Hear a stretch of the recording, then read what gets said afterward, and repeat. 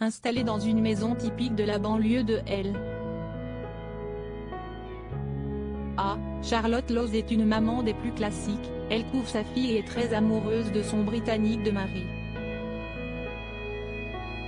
Mais peut se transformer en lionne si on touche à ce qu'elle aime.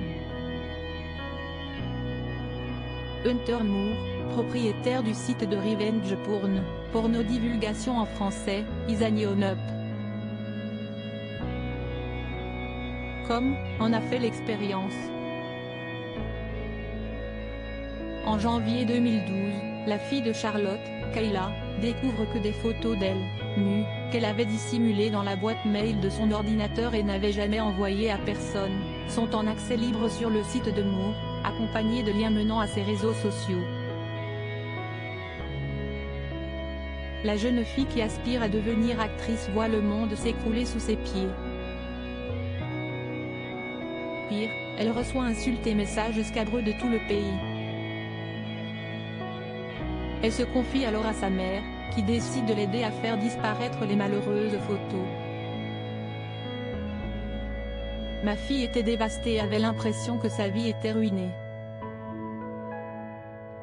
Je suis entrée dans une colère noire, pas question de laisser qui que ce soit lui faire du mal, raconte la maman, déterminée à trouver une solution rapide. J'ai tout de suite vu que ce ne serait pas facile de la voir. Mais rien ne pouvait m'arrêter. Sauf que Charlotte ne connaît pas vraiment le phénomène du revenge porn, ces photos ou vidéos scabreuses postées sur les réseaux sociaux sans le consentement de la personne qui apparaît dessus. Une réalité qui l'a fait tomber des nues. Même si Internet existe alors depuis presque 20 ans, les réseaux sociaux, eux, ne sont qu'à leur balbutiement. Si est-il la jungle, aucune modération des contenus n'est effectuée. Quand j'ai envoyé des messages à Moore pour qu'il retire les photos de ma fille de son site, il m'a ri au nez, se souvient Charlotte. J'ai tout de suite vu que ce ne serait pas facile de la voir. Mais rien ne pouvait m'arrêter.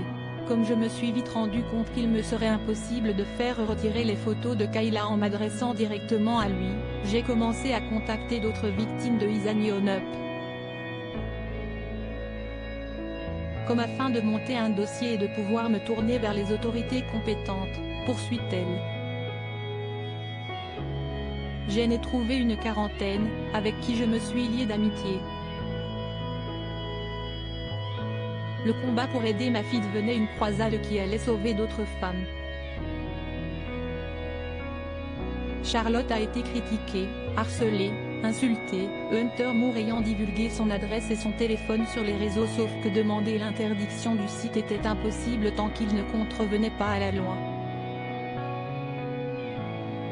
Mais en interviewant les victimes, Charlotte s'aperçoit qu'environ 40% d'entre elles étaient sûres de ne jamais avoir envoyé leurs clichés à quiconque. Elles se sont fait pirater leur ordinateur, réalise-t-elle alors.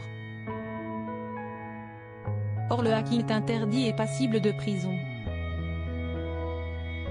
Elle apporte donc au FBI l'ensemble des éléments qu'elle a pu rassembler et, après 3 années de harcèlement et de violence psychologique, celui qu'elle a dans le viseur est arrêté et incarcéré pour vol de données personnelles.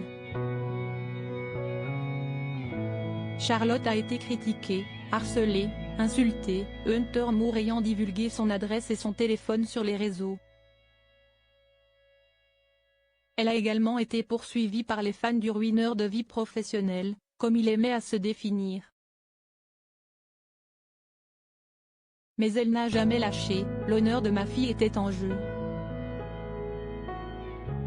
Il est aujourd'hui sauf. Kayla n'arrête pas de me dire qu'elle est fière de moi, et ça n'a pas de prix. Dans ma croisade, j'ai aidé plus de 500 femmes à se reconstruire après avoir été victimes du revenge porn. J'ai décidé d'en faire un des combats de ma vie. Grâce à la mère de Kayla, des lois de protection des données personnelles ont été mises en place dans 48 États américains actuellement. Grâce à Charlotte, Des lois de protection des données personnelles ont été mises en place dans 48 États, sur 50, des États-Unis. Pas étonnant qu'on la surnomme désormais la Erin Brockovich du revenge porn. Netflix vient même de mettre en ligne un documentaire qui raconte son combat face à Moore. Son titre, L'homme le plus détesté d'Internet.